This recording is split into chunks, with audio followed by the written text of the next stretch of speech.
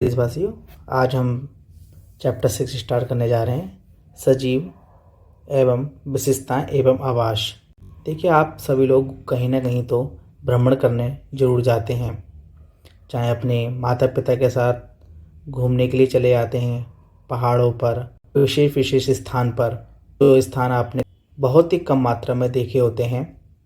तो इस चैप्टर में दो बच्चे अपने माता पिता के साथ घूमने गए, वहाँ पर उन्होंने भ्रमण किया। वहाँ पर उनके मन में बहुत सारी बातें आईं, तो उस पर हम चर्चा करते हैं। पहेली और भूजू छुट्टियों में अनेक रोमांच स्थानों की सैर पर गए। इस बेटे का क्या नाम है? पहेली। और इस बेटे का क्या नाम है? भूजू। कुछ भी आप मान सकते हैं, ठीक है, XYZ, जो आपका अच्छा लगे। अपने मित्र का भी नाम लिख सकते हैं, अपने भाई बहनों का भी नाम आप लिख सकते हैं। ऐसे ही एक यात्रा पर वे ऋषिकेश में गंगा नदी देखने गए। ऋषिकेश आपका कहाँ पड़ता है? सर्वप्रथम बात आती है ऋषिकेश।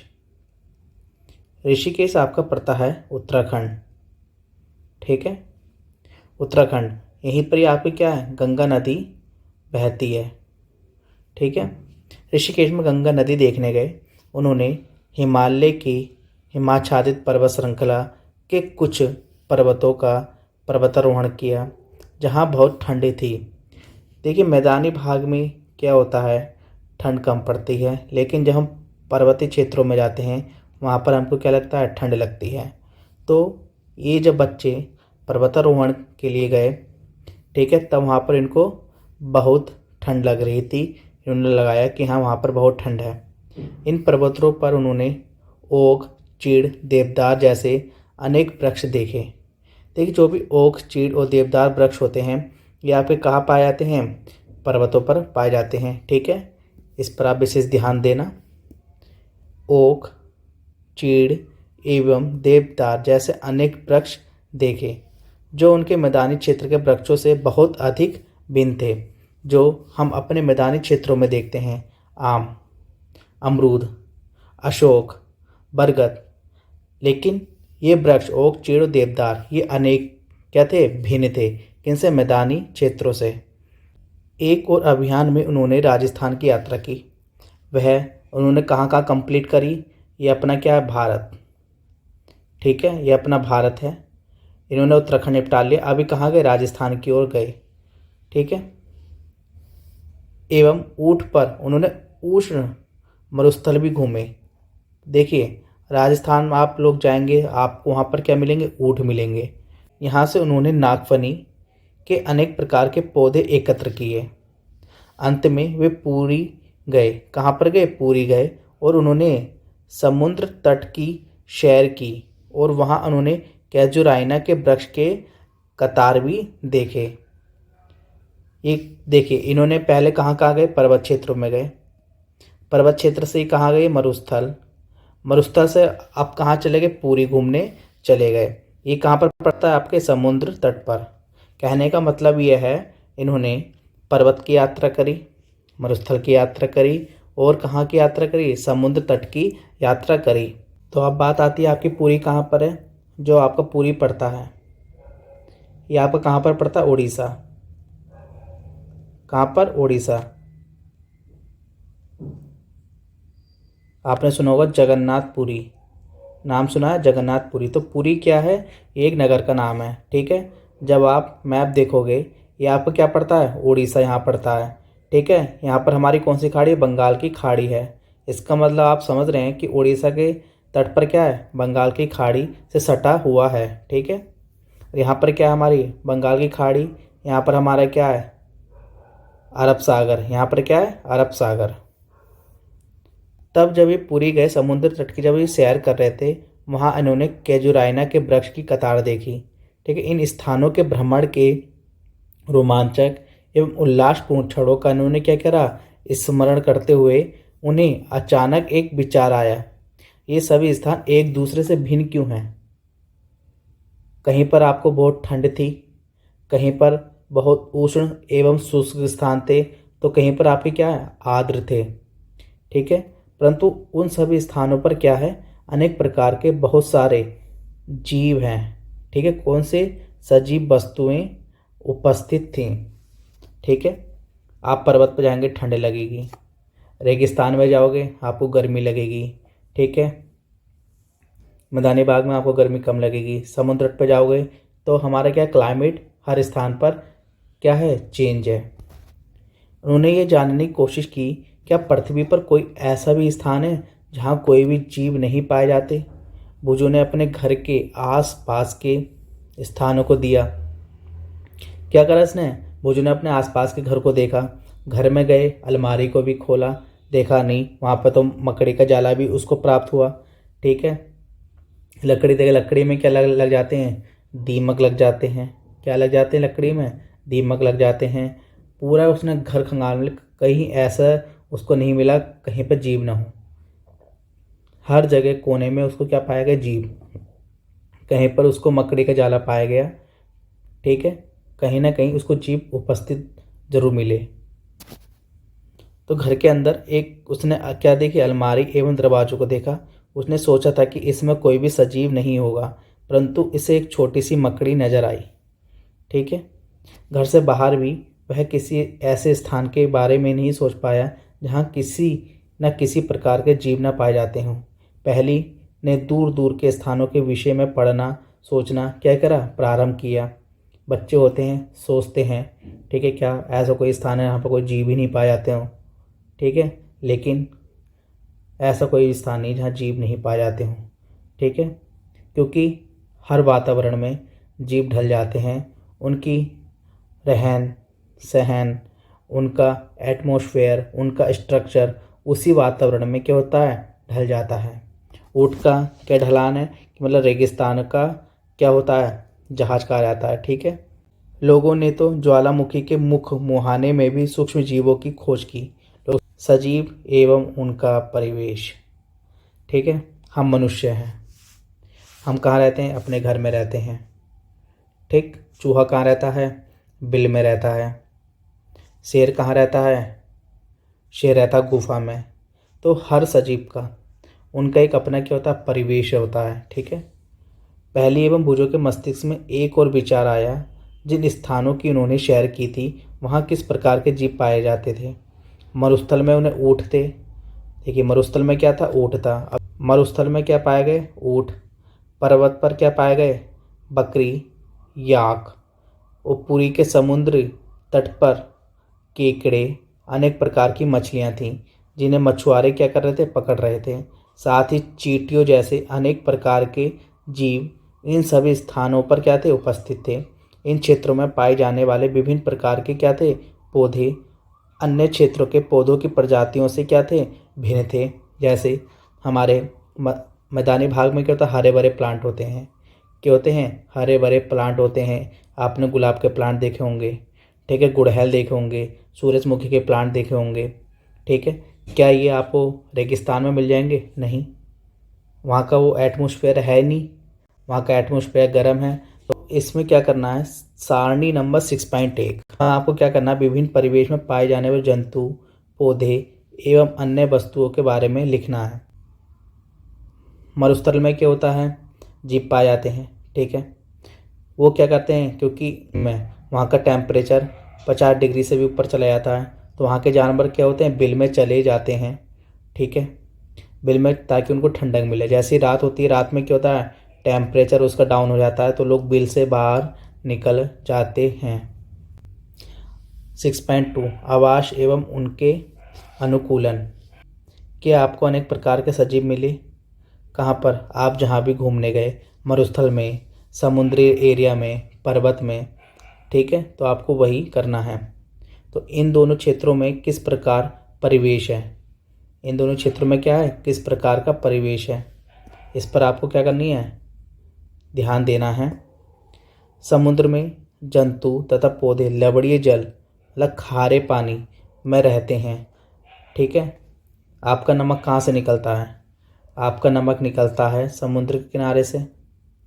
ठीक है, महात्मा गांधी जी ने दांडी मार्च करी थी, नमक कानून को तोड़ा था।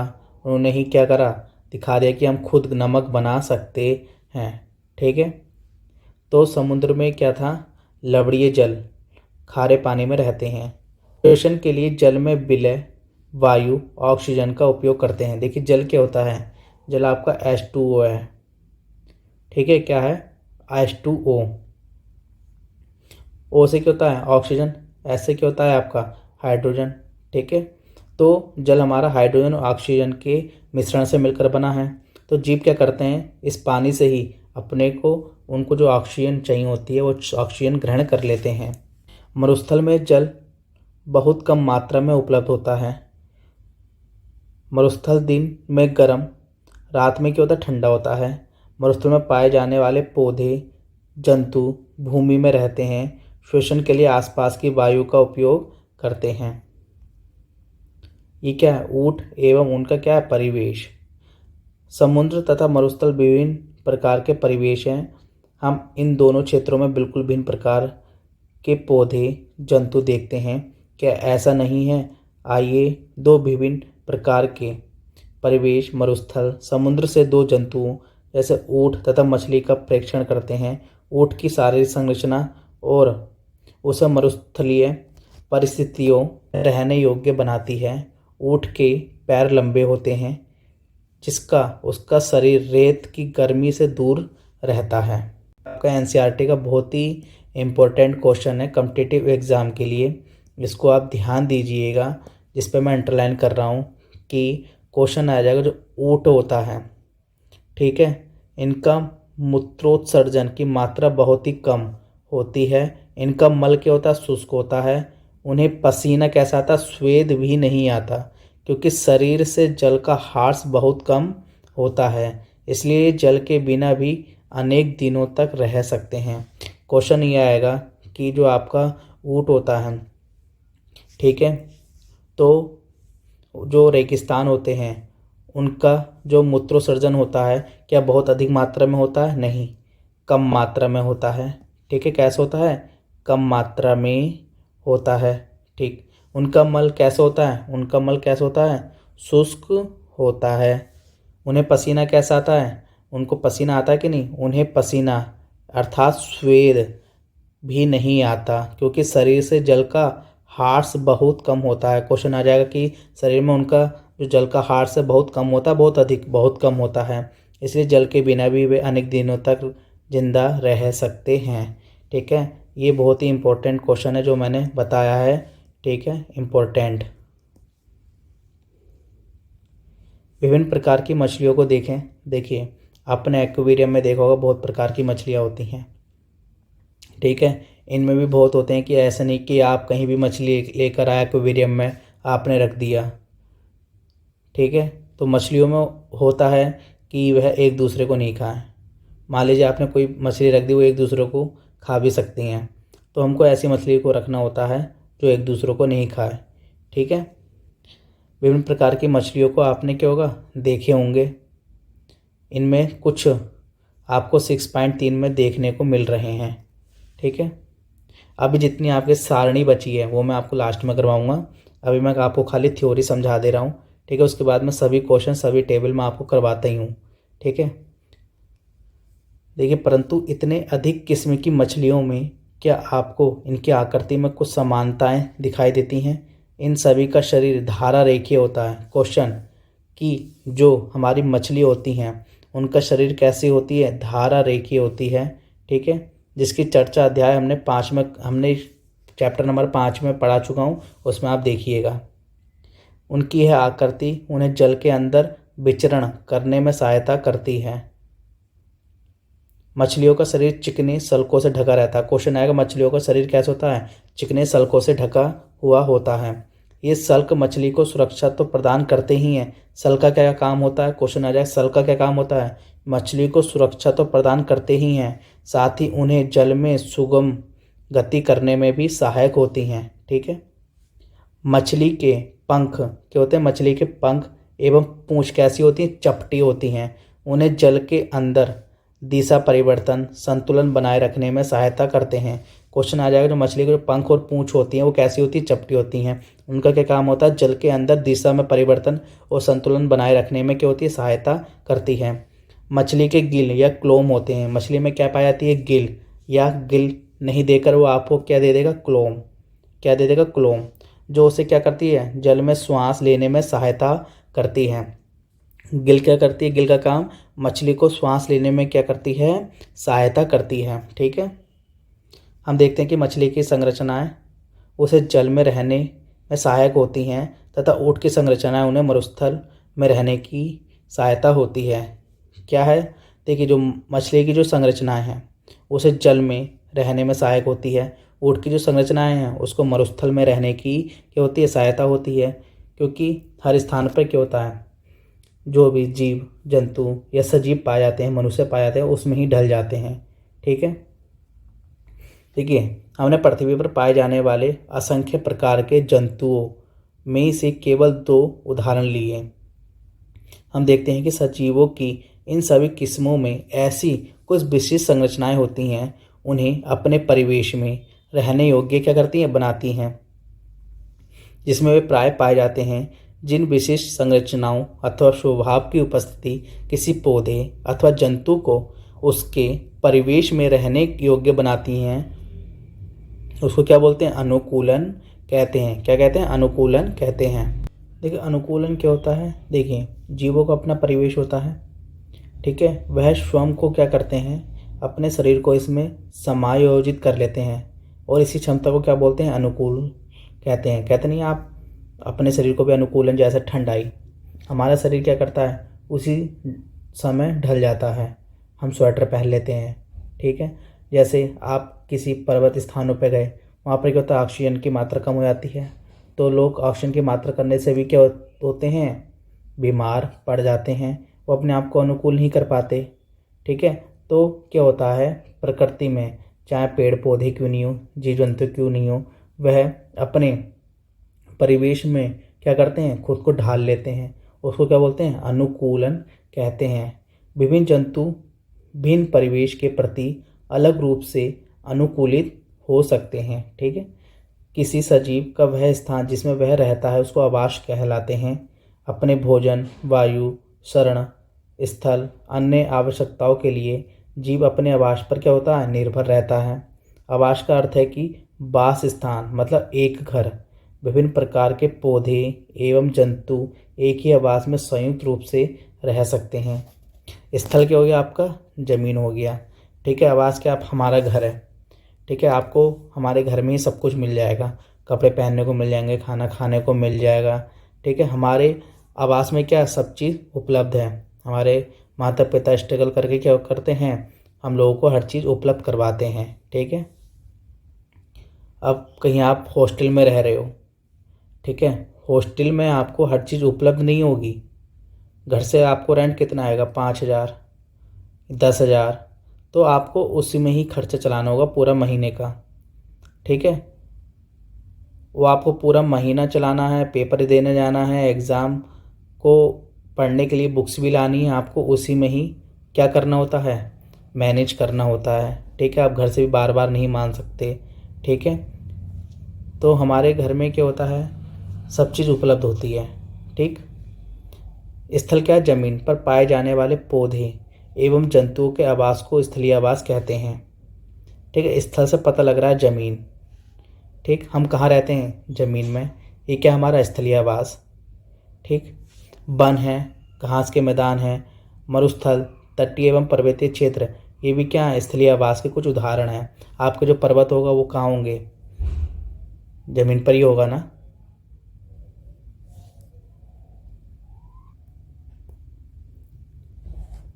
देखिए स्थलीय आवास में कौन सी चीज़ पाई जाती हैं, मनुष्य पाए गए। ठीक है, वायु भी, जल भी, सूरज की रोशनी आती है, वो भी क्या पाई जाती है, स्थलीय आवास में पाई जाती है। तो उसके उदाहरण क्या क्या हैं आपके, जलाशय, दलहन, झील, नदियाँ, समुद्र, पौधे, जंतु जल में रहते हैं जिन्हें जलीय आवास कहते हैं।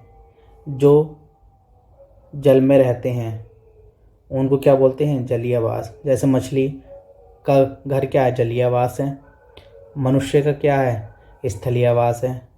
विश्व के विभिन्न भागों में पाए जाने वाले वनों, घास के मैदानों, मरुस्थलों, तटीय पर्वतीय क्षेत्रों में भी बहुत क्या होती हैं, विषमताएं होती हैं। ठीक, यह सभी जलीय आवासों के लिए भी सत्य हैं। किसी आवास में पाए जाने वाले सभी जीव जैसे कि पौधे एवं जंतु उनके क्या हैं, जैव घटक हैं। चट्टान, मिट्टी, वायु एवं जल जैसी अनेक निर्जीव वस्तुएं, निर्जीव वस्तुएं मतलब जो सांस नहीं ले सकती, ठीक है, जो अपनी दिशा परिवर्तन नहीं कर सकती, उनको क्या बोलते हैं, निर्जीव। ये पैन है, ये क्या निर्जीव है, जहाँ है वो वहीं रहेगी, कि सांस ले सकती है नहीं। लेकिन जब हम अपने इतिहास में आते हैं, धर्म में आते हैं, तो जैन धर्म के अनुसार क्या होता है, चाहे वह निर्जीव क्यों नहीं हो उसमें भी जीवन है। ठीक है, जैन जो धर्म से होते हैं, आप पूछना जो आपके मित्र हों, उन धर्म में यह है कि मिट्टी में भी जान है, ज़मीन में भी जान है, लकड़ी में भी जान है। तो आप देखना, जब भी जैन धर्म के लोग पद यात्रा पर चलते हैं तो झाड़ू लगाते हुए जाते हैं, ताकि हमसे एक चींटी भी नहीं मर जाए। इन बात का बहुत ध्यान देखते हैं कि उनका मानना है कि हमारी हर चीज़ में क्या है, क्या है, जान है। सभी में क्या है, जीवन है। चाहे मिट्टी हो, चाहे मिट्टी का बर्तन हो, चाहे ये पैन हो, इसमें भी क्या है, जीवन है। ठीक है, जैन धर्म के अकॉर्डिंग। तो इसमें क्या है, निर्जीव वस्तुएं आवास के अजैव क्या हैं, घटक हैं। ठीक,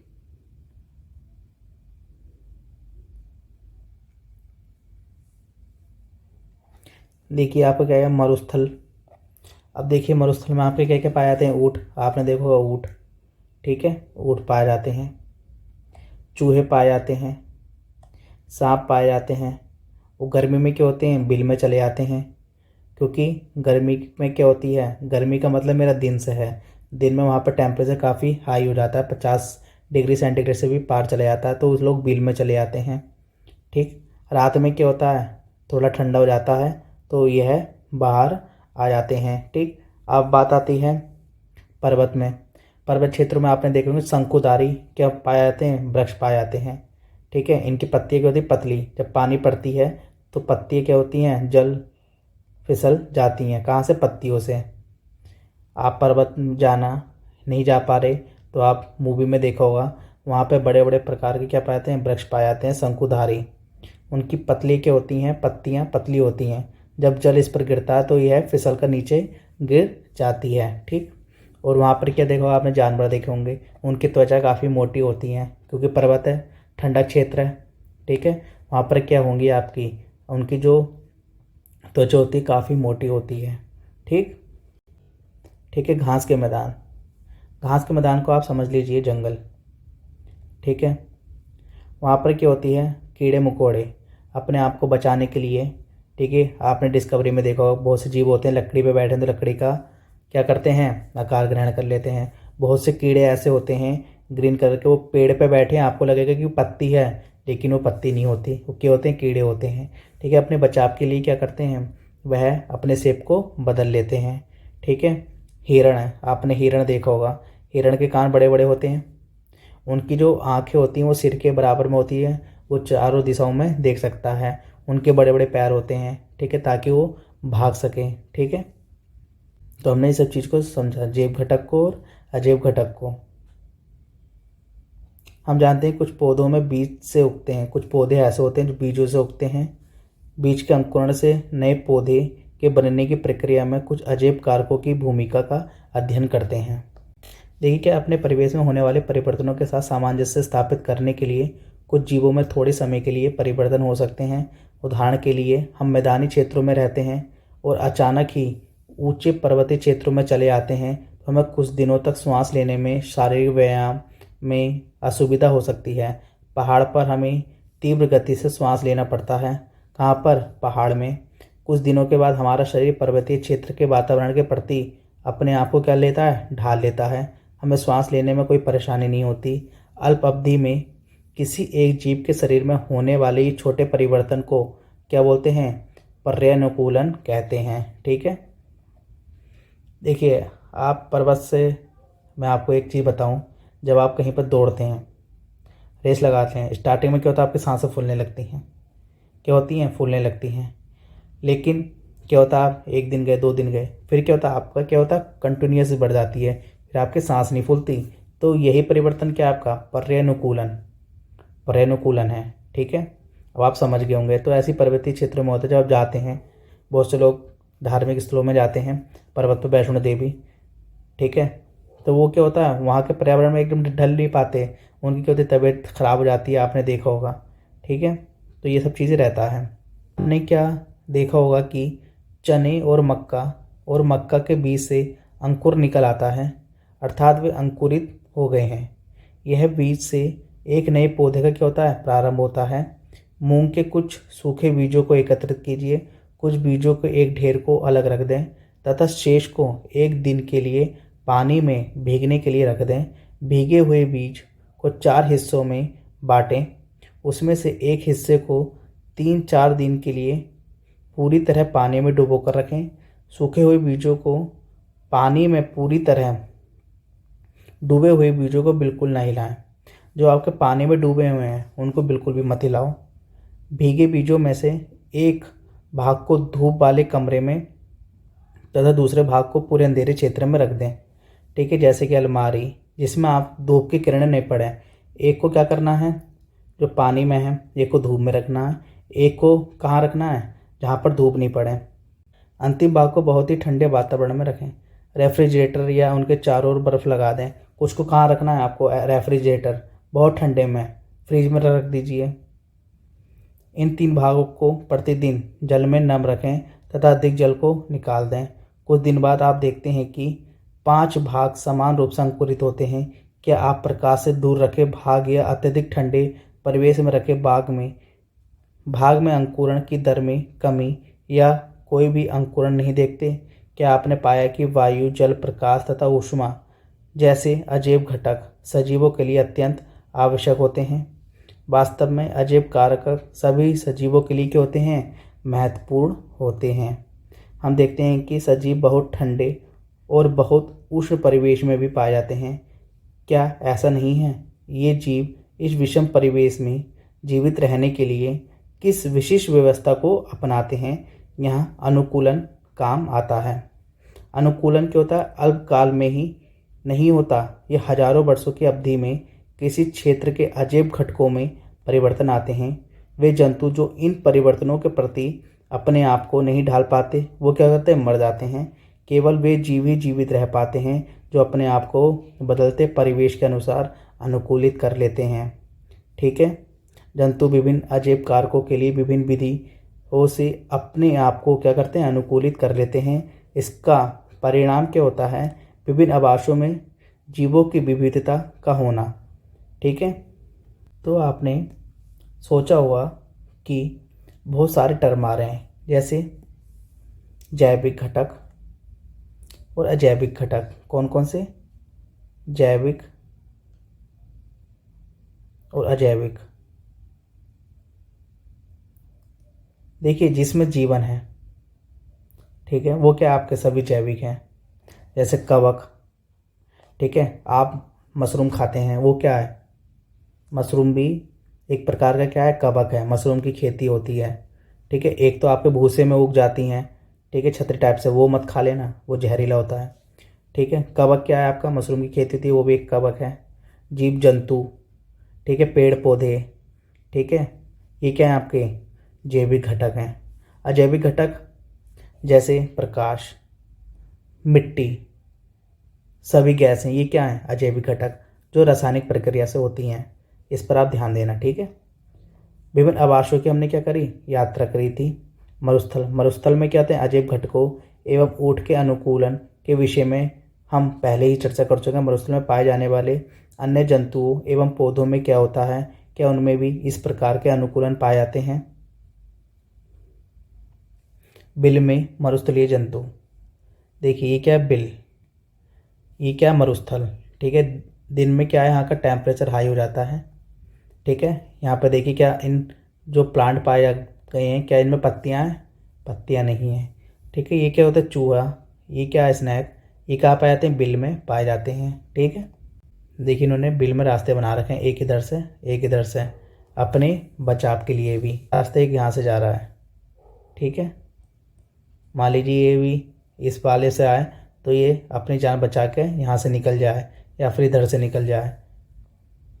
मरुस्थल में रहने वाले चूहे, सांप, ऊँट की भांति लंबे पैर नहीं होते। किनके? चूहे और स्नैक के क्या होते हैं? ऊँट के भांति लंबे पैर नहीं होते।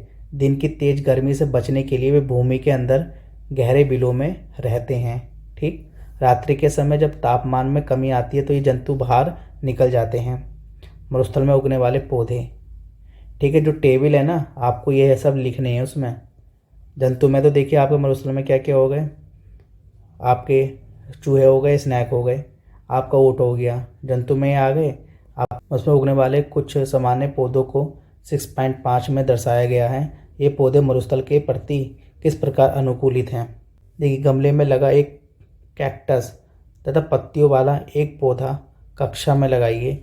दोनों पौधों के कुछ भाग को पॉलीथीन थैली से ढककर उसी प्रकार बांधिए जिस प्रकार हमने क्या करा था अध्याय 4 में। क्या करा था हमने? एक प्लांट लिया था, उसको हमने पत्ती में बांध लिया था। उसमें क्या हमने क्या पाया कि इसमें डॉट डॉट क्या होती है? जलवाष्प निकलता है। गमले में लगे पौधों को धूप में रख दीजिए। कुछ घंटे बाद इनका परीक्षण कीजिए। आप क्या देखते हैं? क्या दोनों पॉलीथीन थैलियों में एकत्रित जल की मात्रा में कोई अंतर होता है? मरुस्थल पौधे बाष्पोत्सर्जन द्वारा जल की बहुत कम मात्रा में निष्कासित करते हैं। देखिए, बहुत इंपॉर्टेंट क्वेश्चन है यहाँ पर, इसको आप लोग ध्यान रखना। जो आपके पौधे होते हैं वो बाष्पोत्सर्जन करते हैं। वाष्पीकरण अलग होता है, बाष्पोत्सर्जन अलग होता है। सभी पौधे क्या करते हैं? बाष्पोत्सर्जन। बहुत इंपॉर्टेंट क्वेश्चन है ये। मरुस्थल में क्या होता है? पौधे बाष्पोत्सर्जन द्वारा जल की बहुत कम मात्रा निष्कासित करते हैं। ठीक है, मरुस्थलीय पौधों में पत्तियां या तो अनुपस्थित होती हैं अथवा बहुत ही छोटी छोटी होती हैं। कुछ पौधों में पत्तियां कांटों शूल का रूप ले लेती हैं। इससे पत्तियों से होने वाले बाष्पोत्सर्जन में होने वाले जल ह्रास में क्या होती? कमी। क्या होती है? कमी। नागफनी में क्या होती है? नागफनी में पत्ती जैसी जिस संरचना को आप देखते हैं वे वास्तव में इनका क्या होता है? तना होता है। आपने नागफनी देखा है? ठीक है, घर में लगाते हैं, वो क्या होता है? तना होता है। क्वेश्चन आ गया कि नागफनी में जो आप पत्ती देखते हैं वो क्या है आपका? बहुत से लोग पत्ती लगा देंगे लेकिन वो क्या होता है? तना होता है। ये भी क्वेश्चन बन गया एनसीईआरटी का। इन पौधों में प्रकाश संश्लेषण सामान्यतः तने में होता है। ठीक है, जो मरुस्थल में जितने भी प्लांट पाए जाते हैं उनका प्रकाश संश्लेषण क्या होता है? तने में होता है। तना एक क्या होती है? मोटी मोमी परत से क्या होता है? ढका होता है, जिससे पौधों को जल संरक्षण में सहायता मिलती है। अधिकतर मरुस्थलीय पौधों की जड़ें जल अवशोषण के लिए मिट्टी में बहुत गहराई तक चली जाती हैं। ठीक है, क्वेश्चन होगा कि जो मरुस्थलीय जो पौधे होते हैं वो जल अवशोषण के लिए मिट्टी में कम गहराई पर रहते हैं या बहुत अधिक गहराई पर रहते हैं? क्या होते हैं? बहुत अधिक गहराई तक होते हैं। क्या उनकी जड़ें? अब आता है पर्वतीय क्षेत्र। देखिए, ये आबाद क्षेत्र सामान्यतः बहुत ठंडे होते हैं। ठीक, इनमें तेज हवा चलती है। कुछ क्षेत्रों में शीतकाल में हिमपात भी होता है। पर्वतीय क्षेत्रों में क्या होता है? पौधों एवं जंतुओं की अनेक प्रजातियां पाई जाती हैं। ठीक, देखिए ये है पर्वतीय आबाद। देखिए, शंकुधारी वृक्ष जो मैं बोल रहा था, इनकी शेप देखिए किस प्रकार है? शंकुधारी है ना, है। इनकी पत्ती क्या होती हैं? बहुत ही पतली होती हैं, जैसे जल की ड्रॉप इस पर गिरती है फिसल के नीचे गिर जाती है। देखिए, यदि आप पर्वतीय क्षेत्र में रहते हैं, आप किसी भी नेशनल वहाँ चले जाइए, वन्य क्षेत्र में, उत्तराखंड है क्या पर्वतीय क्षेत्र है, वहाँ अपने घूमने गए होंगे ज़रूर अपने मित्रों के साथ, या स्कूल में जितने भी फंक्शन होते हैं वो आपको ज़रूर लेके चले जाते हैं। आपने ऐसे अनेक वृक्ष देखे होंगे। क्या आपने ऐसे वृक्षों को अन्य क्षेत्रों में भी देखा? क्या जो पर्वत क्षेत्रों में शंकुधारी वृक्ष पाए जाते हैं, क्या आपने हमारे स्थलीय भाग में देखा? जो स्थलीय भाग में जो पाई जाती हैं, स्थलीय भाग में तो आपके पर्वत भी आ गए। मेरा उद्देश्य वो नहीं, मेरा उद्देश्य ये समझाने का है, जहाँ हम मैदानी भाग में रहते हैं, जो हमारे घर के आसपास जो पौधे होते हैं, क्या वो आपको पर्वत पर मिल जाएंगे? क्या आम का वृक्ष आपको पर्वत पर मिल जाएगा? नहीं ना। क्या आपको जो शिमला वाले सेब होते हैं क्या आपको यहाँ मिल जाएंगे? नहीं मिलेंगे। क्योंकि हर स्थान के पौधे क्या होते हैं, अलग अलग होते हैं, वो उनके अनुकूल से ढल जाते हैं, क्या होते हैं, अनुकूल से उसमें ढल जाते हैं। तभी तो कहते हैं आपकी अपनी संगति अच्छी होनी चाहिए। आपकी जैसी संगति होगी आप उसी में ही ढल जाएंगे, आप उसी के अनुकूल हो जाएंगे। आप पढ़ने वाले विद्यार्थियों के साथ रह गए, आपका माइंड भी वैसे ही हो जाएगा। ठीक है। ये वृक्ष अपने आवास में विद्यमान परिस्थितियों में रहने के लिए किस प्रकार अनुकूलित होते हैं? सामान्यतः शंकुआकार होते हैं, इनकी शाखाएं तिरछी होती हैं। देखिए, जो आपके शोंगाकार के होते हैं पौधे होते हैं, इनकी शाखाएं कैसी होती हैं? तिरछी होती हैं। इनमें से कुछ वृक्षों की पत्तियां कैसी होती हैं? सुई के आकार की होती हैं। इससे वर्षा का जल या हिम सरलता से नीचे की ओर खिसक जाता है। ठीक है, मैं भी आपको ये बता रहा था। पर्वतों पर इन वृक्षों से अधिक भिन्न आकृति एवं आकार वाले वृक्ष भी मिल सकते हैं। पर्वत पर जीवित रहने के लिए इनमें कुछ अन्य प्रकार का अनुकूलन हो सकता है। पर्वतीय क्षेत्र में पाए जाने वाले जंतु भी वहाँ की परिस्थितियों के प्रति क्या होते हैं? अनुकूलित होते हैं। उनकी त्वचा कैसी होती है? मोटी होती है। फर क्या होते हैं उनके? ठंड से क्या करती है? उनका बचाव करती है। देखिए, इनके फर निकले हुए हैं। ठीक है, फर निकले हुए हैं, ठंड से बचाव करती है। उदाहरण, शरीर को गर्म रखने के लिए याक का शरीर लंबे बालों से ढका होता है। ठीक है, पहाड़ी तेंदुए के शरीर पर फर होते हैं। देखिए, क्या हमारा पहाड़ी तेंदुआ है, इसमें देखिए फर निकले हुए हैं। ठीक है, बालों से ढका होता है।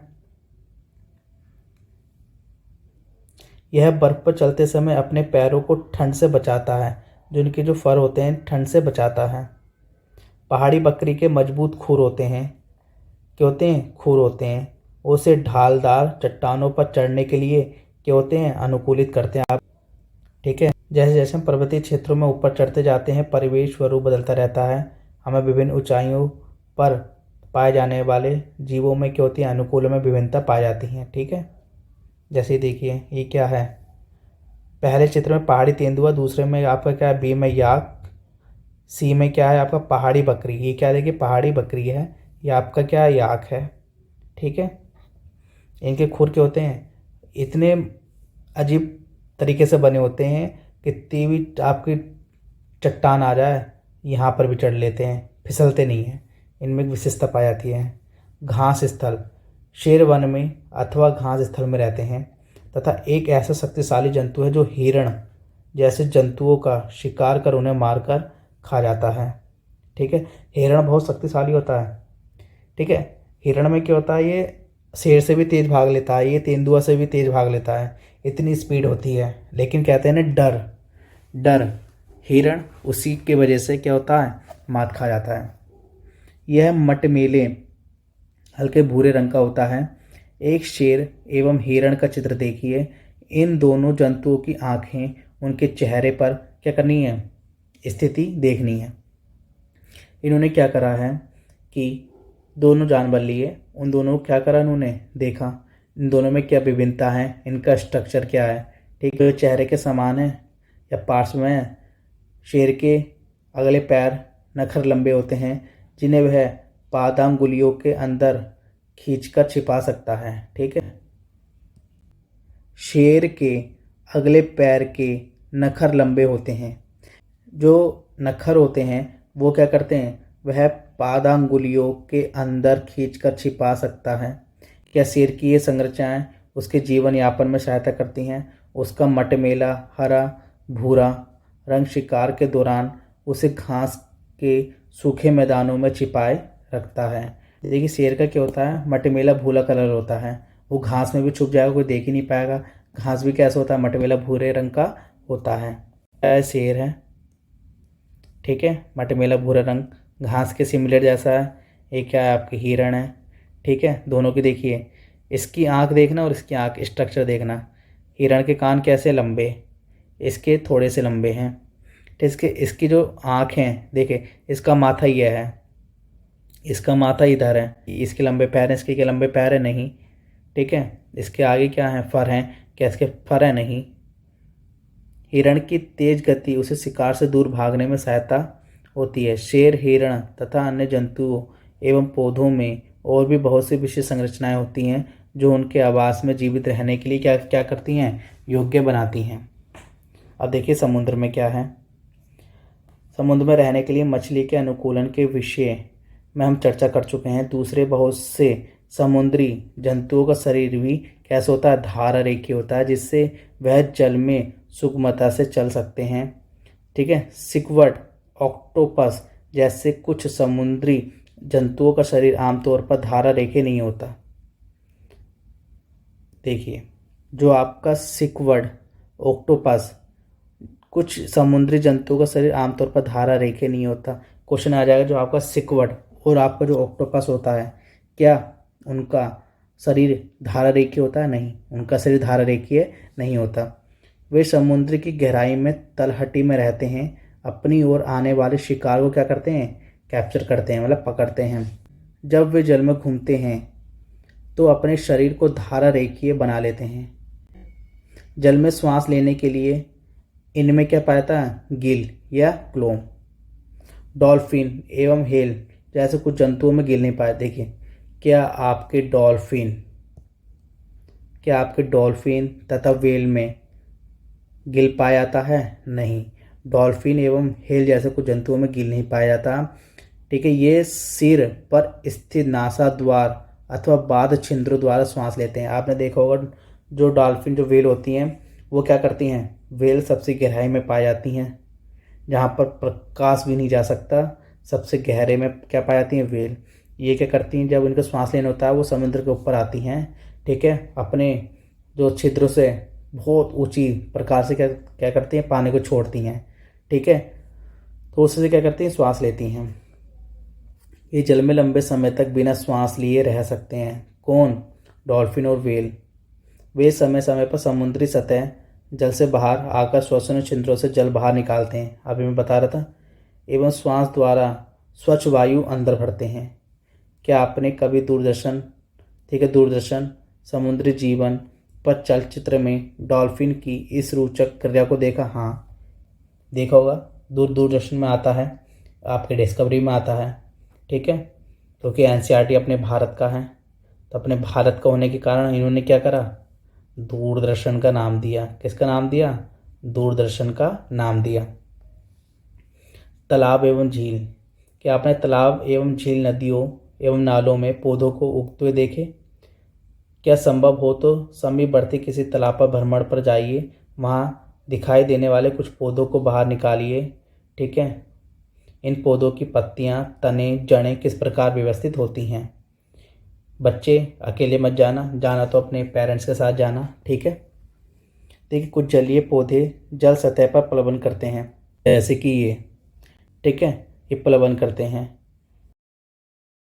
कुछ पौधों की जड़ें जलाशय की तलहटी की मिट्टी में स्थिर रहती हैं, इसलिए पौधों में जड़ मिट्टी से जल एवं खनिज पोषकों के अवशोषण का महत्वपूर्ण कार्य करती है। परंतु जलीय पौधों में जड़ें आकार में बहुत छोटी होती हैं। ठीक है। आ जाएगा जो जलीय पौधों में क्या होती हैं? जड़ें का आकार कैसे होती है? बहुत छोटी होती हैं, एवं इनका मुख्य कार्य क्या होता है? पौधों को तलहटी में जमाए रखना होता है। ठीक है। इन पौधों का तना कैसे होता है? बहुत लंबा होता है, खोखला एवं हल्का होता है। तना जल की सतह तक वृद्धि करता है, जबकि पत्तियां एवं फूल जल की सतह पर क्या करती हैं? प्लवन करती हैं। कुछ जलीय पौधे जल में पूर्ण रूपेण डूबे रहते हैं। ऐसे पौधों के सभी भाग जल में क्या करते हैं? वृद्धि करते हैं। इनमें कुछ पौधों की पत्तियां संकरी एवं पतले रिबन की तरह होती हैं, ये बहते जल में सरलता से मुड़ जाती हैं। कुछ अन्य जलमग्न पौधों में पत्तियां कैसे होती हैं? बहुत अधिक विभाजित होती हैं, जिससे जल इनके बीच में बहता रहता है और पत्ती को कोई क्षति नहीं होती है। जिस प्रकार से आप ये देख रहे हैं। ठीक है। देखिए मेंढक आमतौर पर तालाब में पाए जाने वाला एक क्या है? जंतु है। यह तालाब के जल एवं स्थल क्या होते हैं? देखिए जो जल और स्थल दोनों में पाए जाते हैं। ठीक है। वो क्या है? आपका मेंढक। इसके पश्चात लंबे एवं मजबूत होते हैं। इसके पश्चात कैसे होते हैं? लंबे और मजबूत होते हैं, जो ऊंचे छलांग लगाने में, शिकार को पकड़ने में क्या करती? सहायता करती हैं। इनके पश्चात जाल युक्त पादंगुलियों जैसी होती है। ठीक है। और उन्हें तैरने में क्या करती है? सहायता करती है। जंतु एवं पौधों की चर्चा की थी हमने। ठीक है। विभिन्न आवास में रहने वाले जीवों की संख्या क्या होती है? बहुत अधिक होती है। हमने अध्याय नंबर 4 में भी ये सब पढ़ा था। हमारे आसपास के जीव, हमने विभिन्न आवास क्षेत्रों की यात्रा की तथा अनेक पौधों एवं जंतुओं की चर्चा की। ठीक है। क्रियाकलाप 1 में हमने विभिन्न परिवेश में पाए जाने वाले वस्तुओं, पौधों एवं जंतुओं की क्या करी? सूची बनाई।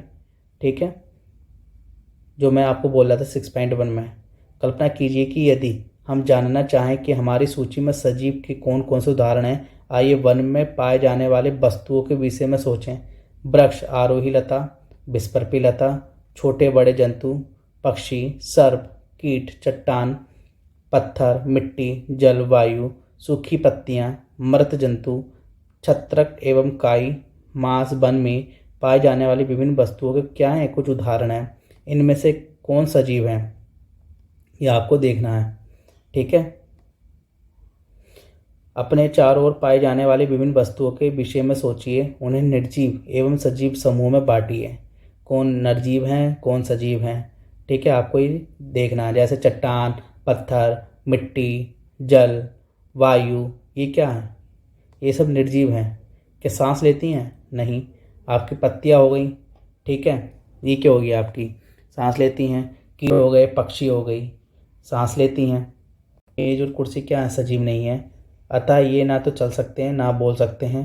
ठीक है, हम जानते हैं कि कुर्सी, मेज, पत्थर अथवा एक सिक्का सजीव नहीं है। इस प्रकार हम जानते हैं कि हम जीवित हैं। हमारी ही तरह संसार के सभी मनुष्य अथवा कुत्ता, बिल्ली, बंदर, गिलहरी, कीट क्या हैं? ये सभी सजीव हैं। ठीक है, कोई वस्तु सजीव है, कभी कभी यह निर्णय करना इतना आसान नहीं होता। हम कहते हैं कि पौधे सजीव हैं, परंतु वे कुत्ते अथवा कबूतर की भांति चल नहीं सकते। दूसरी ओर एक कार अथवा बस चल सकती है, फिर भी हम उन्हें निर्जीव कहते हैं। पौधे एवं जंतु समय के साथ वृद्धि करते हैं, परंतु कई बार ऐसा प्रतीत होता है कि जैसे आकाश में बादल अपने आकार में क्या होता है? वृद्धि कर रहे होते हैं। इसका अर्थ है कि बादल सजीव है? नहीं। तो आखिरकार हम निर्जीव एवं सजीवों में अंतर किस प्रकार करेंगे? बच्चों का ये क्वेश्चन है। ठीक है, क्या सभी सजीवों को भोजन की आवश्यकता होती है? क्वेश्चन है ये। देखिए, हमने यह जाना कि सजीव, जितने भी आपके जीव होते हैं, जीव को भोजन की आवश्यकता होती है। भोजन हमारे लिए क्या करती है? विभिन्न जंतुओं के लिए नितांत आवश्यक है। ठीक है, पौधे हैं, पौधे भी भोजन ग्रहण करते हैं, वो भी खाद लेते हैं। ठीक है, क्या लेते हैं? खाद लेते हैं। हमने भी सीखा कि पौधे क्या करते हैं? प्रकाश संश्लेषण के द्वारा अपना भोजन स्वयं बनाती हैं। ठीक है, पौधे क्या करते हैं? प्रकाश संश्लेषण लेगी, उससे क्या होगी? भोजन बनाएगी। लेकिन पौधे के लिए प्रकाश संश्लेषण ही तो नहीं है, उनका देखभाल भी तो करना जरूरी है। उसमें खाद समय समय पर डालते रहें, उनकी कटाई करते रहें, उनकी निराई करते रहें। ठीक है, जंतु भोजन के लिए पौधों एवं अन्य जंतुओं पर निर्भर रहते हैं। जंतु क्या करते हैं? भोजन के लिए पौधों एवं अन्य जंतुओं पर निर्भर रहते हैं। भोजन सजीवों की उनकी वृद्धि के लिए आवश्यक ऊर्जा प्रदान करती है। सजीवों को उनके अंदर होने वाले जैव प्रक्रमों के लिए ऊर्जा की आवश्यकता होती है। देखिए, 4 वर्ष पुराना कुर्ता आपको अभी भी ठीक आता है, इससे आप अब और नहीं पहन सकते।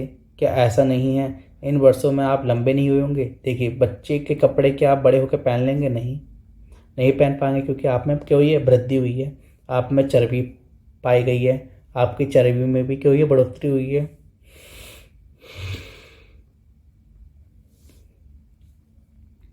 तो क्या जंतुओं के बच्चे भी वृद्धि कर वयस्क जाते हैं। ठीक है, अपने अवश्य देखा होगा कि कुत्ते के पिल्ले वयस्क हो जाते हैं।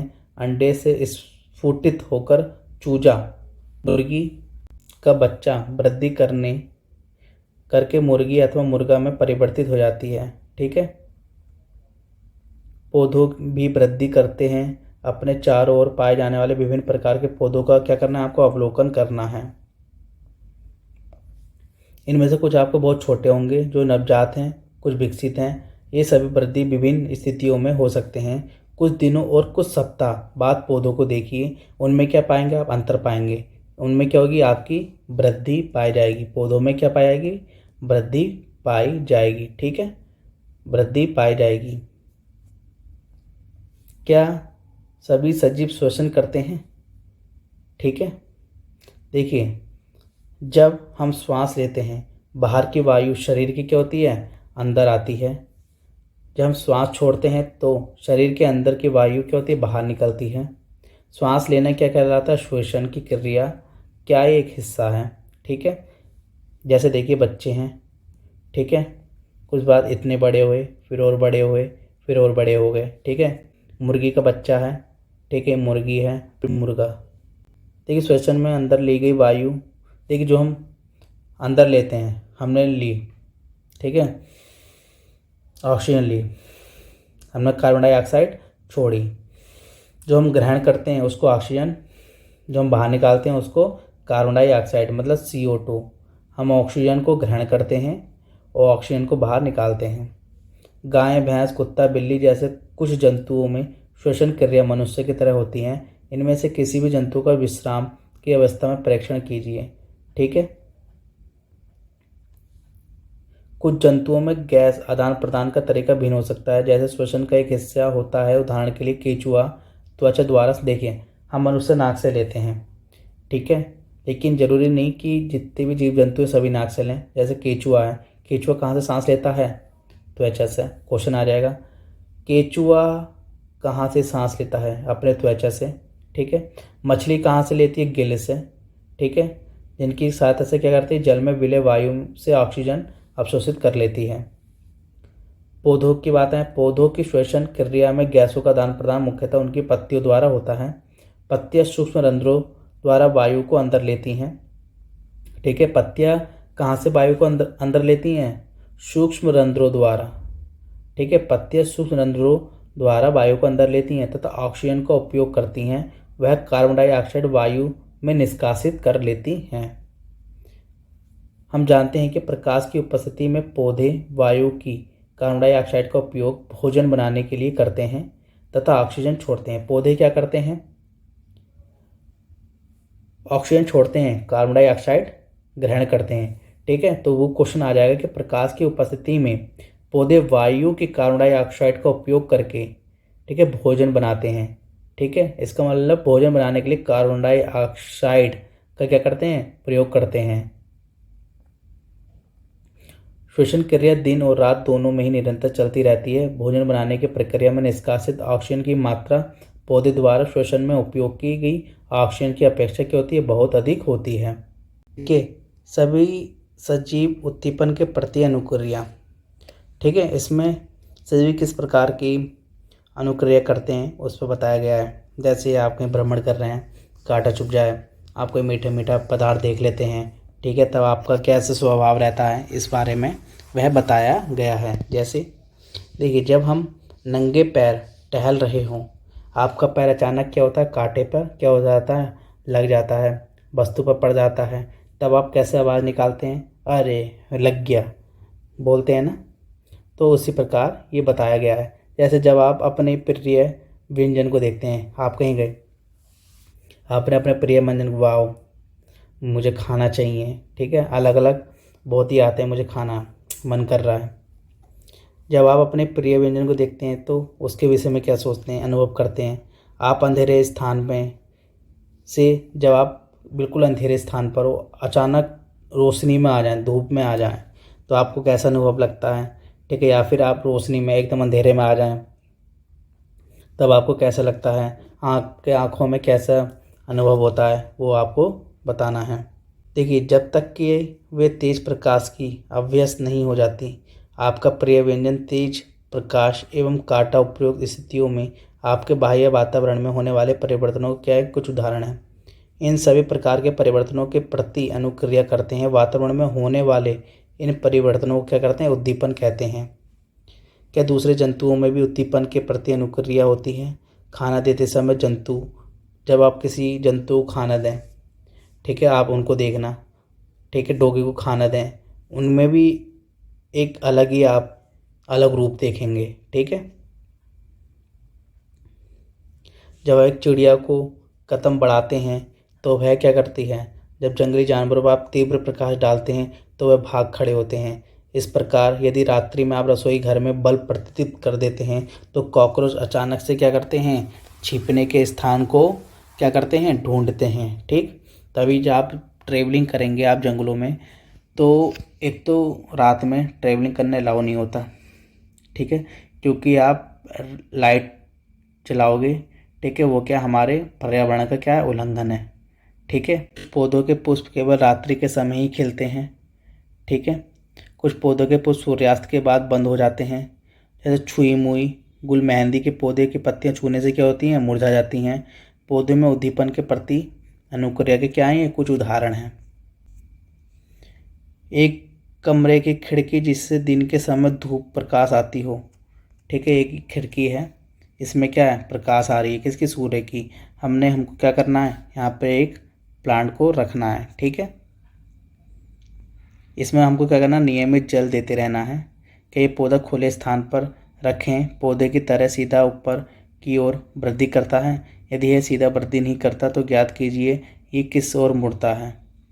आपके विचार में क्या ये उद्दीपन के प्रति अनुक्रिया है। सभी वस्तुएं, कौन सी, सजीव, अपने परिवेश में होने वाले परिवर्तनों के प्रति क्या करती हैं, अनुक्रिया दर्शाती हैं। सजीव में उत्सर्जन, सभी सजीव भोजन करते हैं। ठीक है, लेकिन वो कैसे भोजन करते हैं वो उन पर डिपेंड करता है। कुछ शाकाहारी होते हैं, कुछ मांसाहारी होते हैं। ठीक है, जंतु होते हैं। ठीक है, या तो कुछ वो घास खाते हैं या वो जानवरों को ही खा जाते हैं। तो सभी सजीवों का भोजन करते हैं, क्या करते हैं, सभी सजीव भोजन करते हैं। जीव इस ग्रहण किए हुए भोजन की संपूर्ण मात्रा का उपयोग नहीं करता। आहार का केवल कुछ ही भाग जीव के शरीर द्वारा उपयोग में आता है। भोजन के बचे हुए शेष भाग को क्या होता है, वे इसे अपशिष्ट के रूप में शरीर के बाहर निकाल देता है। ठीक है, विभिन्न जैव प्रक्रमों के फलस्वरूप हमारे शरीर में कुछ अपशिष्ट पदार्थ उत्पन्न होते हैं। सजीवों द्वारा इन अपशिष्ट पदार्थ के निष्कासन के प्रक्रम को क्या करते हैं, उत्सर्जन कहते हैं। क्या पौधे में भी उत्सर्जन होता है? हाँ, पौधों में भी क्या होता है, उत्सर्जन होता है, परंतु उनमें से इस प्रक्रम का ढंग कुछ अलग होता है। कुछ पौधों में ये अपशिष्ट पदार्थ पौधे के कुछ विशेष भागों में संग्रहित हो जाते हैं। ठीक है, आप देखना, मिट्टी देखना। ठीक है, मिट्टी में क्या होता है, आपको ऐसा लगेगा जैसे गड्ढा हो गया। ठीक है, वो क्या है, अपशिष्ट पदार्थ है, किनका, पौधों का। पौधों को कोई हानि नहीं पहुंचती। कुछ पौधों में अपशिष्ट पदार्थों का निष्कासन श्राप के रूप में होता है। उत्सर्जन सजीवों का एक दूसरा सामान्य क्या है, लक्षण है। उत्सर्जन सजीवों का कौन सा सामान्य लक्षण है, दूसरा सामान्य लक्षण है। क्या सभी सजीव प्रजनन करते हैं? क्या आपने कभी कबूतर अथवा पक्षी के नीड़ मतलब घोंसले देखे हैं? वे नीड़ में अंडे देते हैं। कुछ अंडे प्रस्फुटित होते हैं तथा उनमें से छोटे छोटे बच्चे बाहर निकल के आते हैं। जैसे पक्षी का अंडा निकलने के बाद क्या हुआ, पक्षी बाहर निकले। ठीक है, पौधे भी प्रजनन करते हैं। जंतुओं की तरह पौधे भी प्रजनन करते हैं, लेकिन इनमें भिन्न होते हैं। ठीक है, बहुत से पौधे क्या होते हैं, बीजों द्वारा प्रजनन करते हैं। पौधे बीज उत्पादित करते हैं, उन्हें अंकुरित करके नए पौधे क्या करते हैं, उगा देते हैं। ठीक है, जैसे आप कमल गट्टा लेना, कमल गट्टा को आप पानी में डाल दें, उसमें क्या आएगा, आपका कमल उगने लगेगा। ठीक है, ये प्रक्रिया मैंने करी है। मैंने क्या करा, एक टब लिया, टब में मैंने कमल गट्टा डाल दिया। ठीक है, अब उसमें देखें, उसमें क्या हुआ, कमल गट्टे में से कमल की जो एक हरी कलर की होती है, ठीक है, पौधे, प्लांट, वो निकल के आने लगे हैं। कुछ पौधे बीज के अतिरिक्त अपने कायिक भागों द्वारा भी नए पौधे उत्पन्न करते हैं। उदाहरणतः आलू के कलिका वाले भाग से नया पौधा बनता है। ठीक है, आलू है, देखिए ये आलू आया, इसमें से क्या आया, पौधे निकले, फिर बहुत सारे आलू निकले, फिर पौधे निकले। ठीक है, पौधे क्या होते हैं, कलम द्वारा भी उगाए जाते हैं।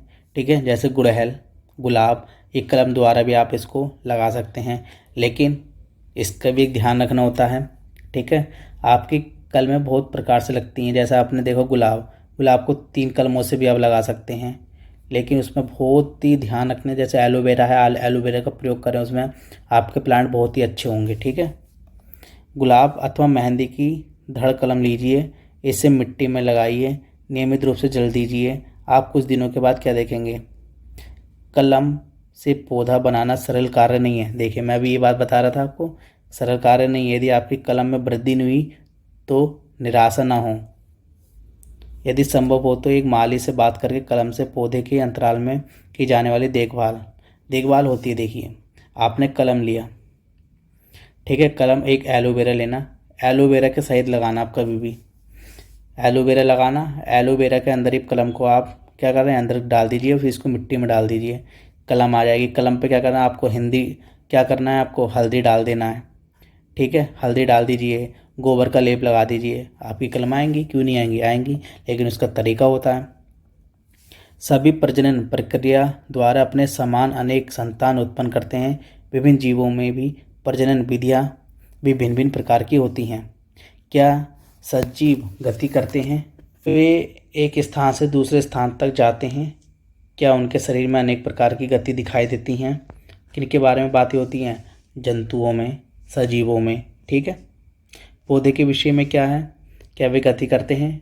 पौधे सामान्यतः भूमि में जकड़े रहते हैं, अतः वे एक स्थान से दूसरे स्थान तक नहीं जा सकते, परंतु विभिन्न पदार्थ जैसे कि जल, खनिज, संश्लेषित खाद पौधे के एक भाग से दूसरे भाग संवहित होते हैं। क्या आपने पौधों में अन्य प्रकार की गति भी देखी हैं? पुष्पों का खिलना, बंद होना। क्या आप याद कर सकते हैं कि कुछ पौधे विभिन्न उद्भिदों के प्रति किस प्रकार अनुक्रिया करते हैं? हमने कुछ निर्जीव वस्तुओं को भी गति करते देखा, जैसे बस, कार, कागज, छोटा सा टुकड़ा हवा चली, क्या हो गया, आगे बढ़ा। बादलों का आपने देखो, आकाश में आप बादल देखना, गति करता है, ठीक है। सजीवों की गति से क्या है, ये भिन्न है। प्रकृति में विभिन्न प्रकार के सजीव हैं, लेकिन उन सभी में कुछ लक्षण एक समान होते हैं, जिसकी हम पहले चर्चा कर चुके हैं, ठीक है। देखिए, मृत्यु सजीवों के लिए एक सामान्य लक्षण है, ठीक है। देखिए, चाहे हम हों, मनुष्य हों, चाहे जीव हों, सभी की मृत्यु निश्चित है, ठीक है। इसलिए जीवों की प्रजातियां हमारे हजारों वर्षों तक भी अस्तित्व में रह सकती हैं, जबकि वे प्रजनन कर अपने समान संतान उत्पन्न करें। एक अकेला जीव प्रजनन किए बिना भी मर सकता है, परंतु सजीव की प्रजाति तभी अस्तित्व में रहती है जब उसके सदस्यों में क्या होता है, प्रजनन होता रहता है। हमने देखा कि सभी सजीव वस्तुओं में कुछ विशिष्ट लक्षण समान रूप से दिखाई देते हैं। उन सभी को भोजन की आवश्यकता होती है। उनमें श्वसन, उत्सर्जन, उद्दीपन के प्रति अनुक्रिया, प्रजनन, गति, वृद्धि होती है और मृत्यु भी होती है। क्या हम कुछ निर्जीव वस्तुओं को जानते हैं? इन लक्षणों में से कुछ लक्षण दिखाई देते हैं। कार, साइकिल, घड़ी, नदी का जल गति करते हैं। आकाश में चंद्र गति करती है। हमारे देखते देखते एक बादल के आकार में भी क्या होती है, वृद्धि होती है।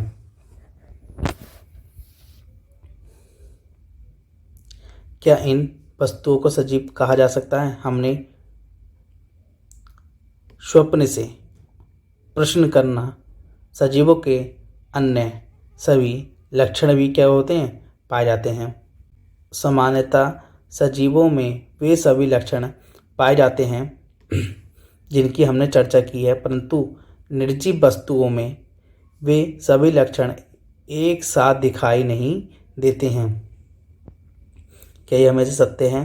क्या हमें सभी सजीवों में सभी लक्षण जिनकी हमने चर्चा की हमेशा निश्चित रूप से दिखाई देते हैं?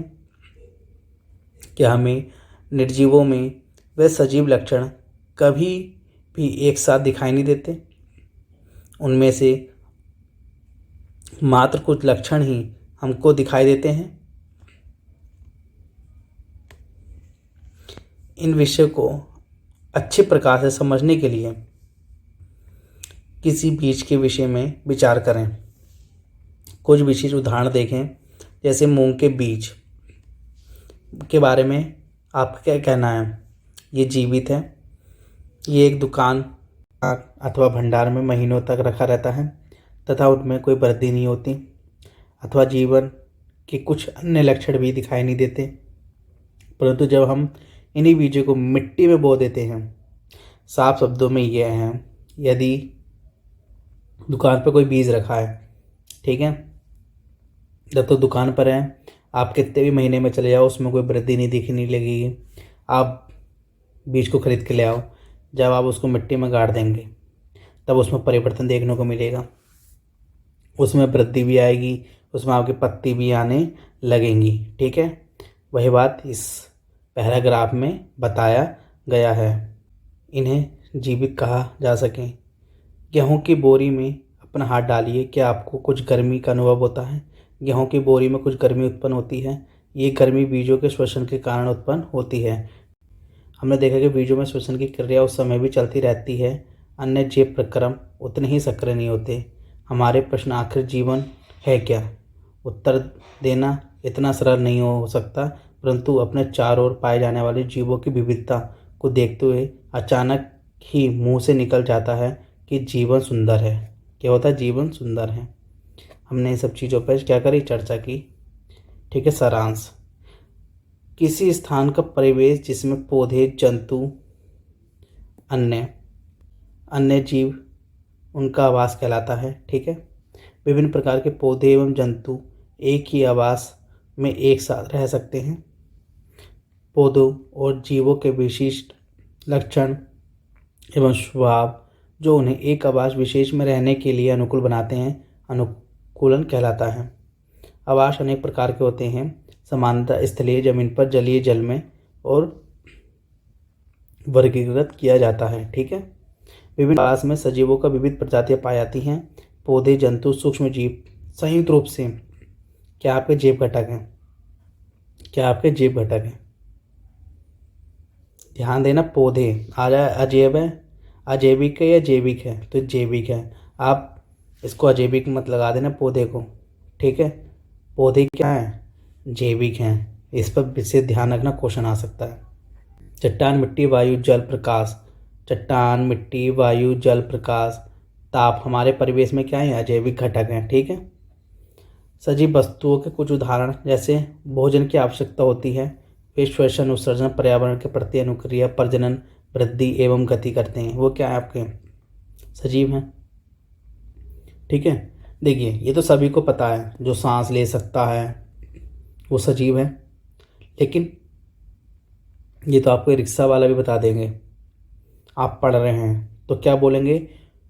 उन्हें भोजन की आवश्यकता होती है, वे श्वसन, उत्सर्जन, पर्यावरण के प्रति अनुक्रिया, प्रजनन, वृद्धि एवं गति करते हैं। वो क्या करते हैं? सजीव वस्तुएं कहलाती हैं, ठीक है। आपको क्या है? आवास किसे कहते हैं? किसी स्थान का परिवेश जिसमें आपके क्या रहते हैं? पौधे, जंतु, ठीक है, और आपके अन्य जीव रहते हैं, वो क्या कहलाते हैं? आपके आवास कहलाते हैं, ठीक है।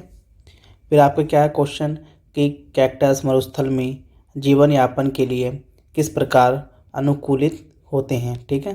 देखिए, इन पौधों में क्या होता है? आपका प्रकाश संश्लेषण, सामान्यतः कहाँ पाए जाते? तने में होते हैं, ठीक है। इनकी जो तने होती हैं वो कैसी होती हैं? मोटी,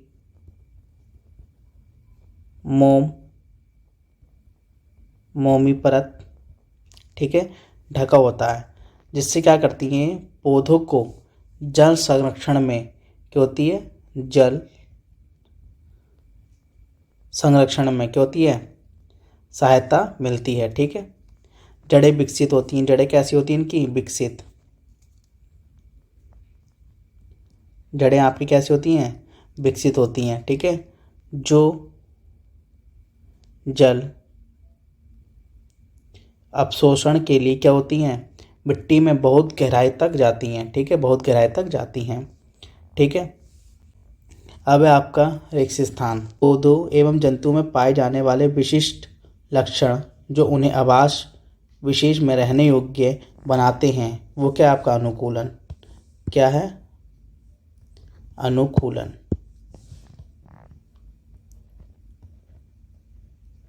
अनुकूलन, ठीक है।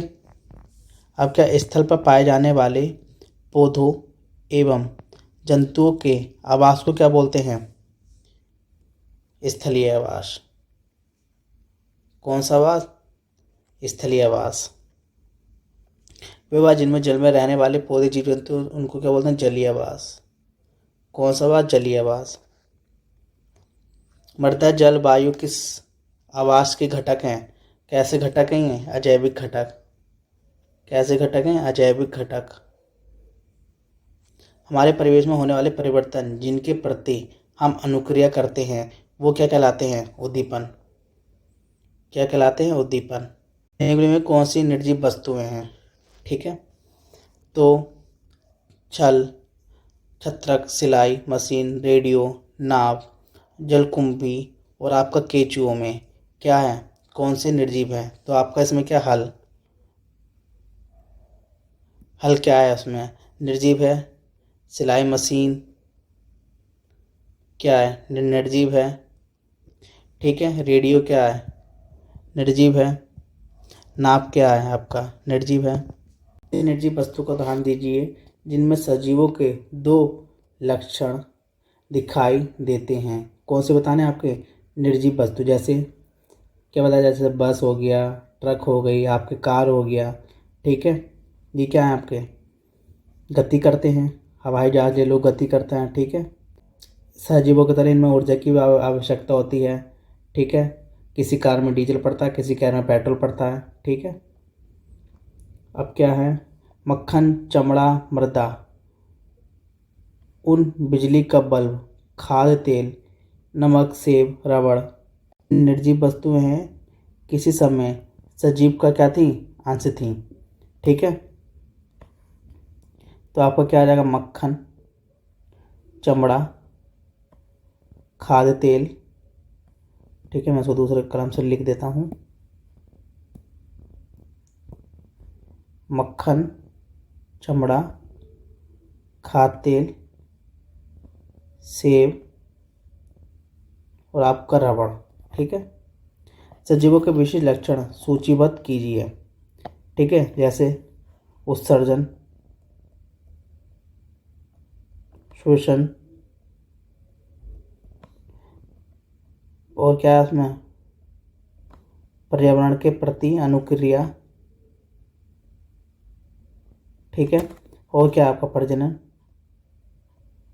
क्या है? प्रजनन। ठीक है,